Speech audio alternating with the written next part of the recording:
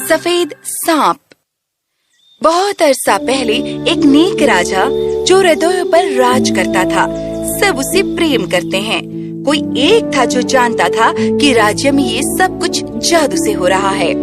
हर रात खाने के बाद उसे एक भरोसेमंद दास के जरिए एक पकवान पेश किया जाता था।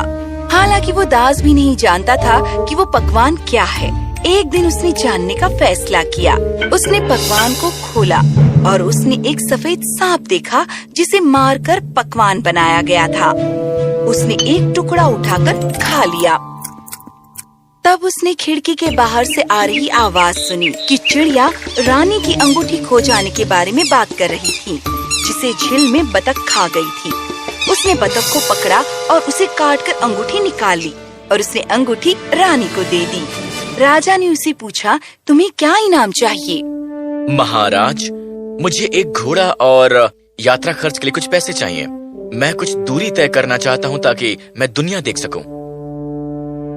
अब उसके पास जानवरों की बातें सुनने की ताकत थी। दास खुशी से सवारी करते हुए जंगल में पहुंचा। वो 3 बेसहारा मछलियों के पास आया जो शोक वस्त्र पहनी थी। क्या दुर्भाग्य है कि हमें बेसहारा मरना पड़ रहा है। वो दयालु दास मछलियों को उठाकर पानी में डाल देता है। हम तुम्हें याद रखेंगे और तुम्हारी दया का एहसान चुकाएंगे। दास अपना सफर रास्ते पर जारी रखता है। वो एक आदमी के चिल्लाने की आवाज सुनता है और रास्ते पर चींटियों के पहाड़ के बाहर वो चींटियों के राजा को देखता है। वो घमंडी घोड़े अपने भारी टापों से बहुत ही निर्दयता के साथ हमारे अपने चींटी साथियों को रौंदते हुए आगे बढ़ते ही चले जा रहे हैं। हम तुम्हें याद रखेंगे। एक अच्छा काम भलाई का हकदार होता है। वो मोड़ दास को एक घने जंगल में ले जाता है। जब वो 2 बूढ़े कौओं के पास आता है जिन्होंने अपने बच्चों को अपने बचाव के लिए दूर फेंक दिया, वे बच्चे भय से चिल्लाते हैं, बेसहारा होकर अपने पंख फड़फड़ाते हैं। हम कितने मजबूर चूजे हैं। हमें खुद से जगह बदलनी चाहिए और अभी हम उड़ नहीं सकते। हम क्या कर सकते हैं सिवाय भूखे रहने के? दास घोड़े से उतरकर तलवार के जरिए उनकी मदद करता है। वो तीनों कौवे उत्साहित और संतुष्ट हो जाते हैं। वो भूखे थे और दास की ओर देखते हैं। हम तुम्हें याद रखेंगे। एक अच्छा काम भलाई का हकदार होता है। वो एक बड़े शहर में पहुंचता है जहां राजा का घुड़सवार भीड़ के आगे घोषणा कर रहा होता है। राजा की बेटी को पति चाहिए। जो कोई भी उसका हाथ थामना चाहेगा उसे कठिन परीक्षा से गुजरना होगा। अगर वो परीक्षा में असफल रहा तो उसे जीवन से हाथ धोना पड़ेगा। वो दास महल के बाग में पहुंचकर राजा की बेटी को देखता है और उस पर मुग्ध हो जाता है और राजा से मिलता है और घोषणा करता है कि मैं तुम्हारी बेटी से विवाह करूंगा। दास को नाव में बिठाकर बीच समुंदर ले जाया जाता है। राजा भी एक बड़ी नाव में साथ आता है। राजा अपनी अंगूठी पानी में फेंककर शर्त की घोषणा करता है। अगर तुम अंगूठी बिना पानी से बाहर आए तो तुम्हें बार बार लहरों के हवाले करके बहुत ही कड़ा दंड दिया जाएगा। बहुत चक्का और असहाय दास खड़ा रहकर पानी के अंदर देखता है। तभी 3 मछलियां सतह पर आकर उसके हाथ में सीप बांधकर मुस्कुराकर चली जाती हैं।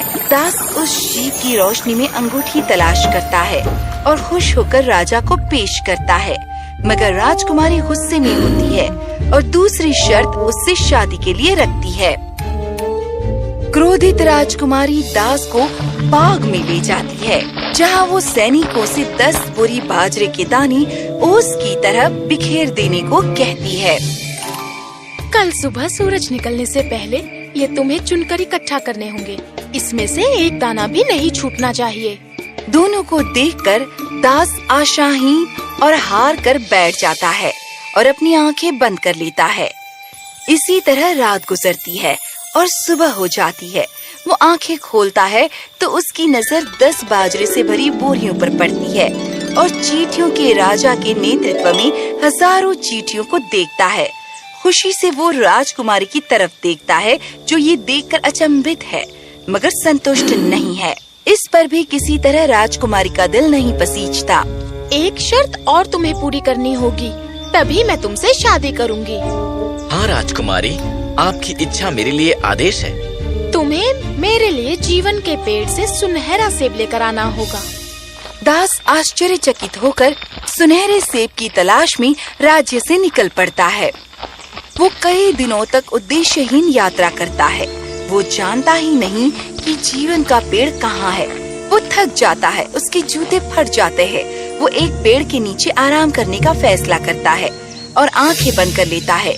जब वो आंखें खोलता है तो देखता है 3 कौवे उसके घुटनों के पास बैठे हैं और एक सुनहरा सेब उसके पेट पर रखा है। हम वही छोटे 3 कौवे हैं जिन्हें तुमने भूख से बचाया था। अब हम बड़े हो गए हैं और हमने सुना है तुम्हें सुनहरे सेब की खोज है। हम मुड़कर समुद्र के पार दुनिया के आखिर में पहुँचे, जहाँ जीवन का पेड़ खड़ा था, और तुम्हारे लिए सुनहरा सेब ले आए। वो खुशी से सेब लेकर राजकुमारी के पास आता है। सेब देखकर राजकुमारी का दिल पिघल जाता है। वो सेब को 2 हिस्सों में काटती है और वे दोनों सेब को खाते हैं।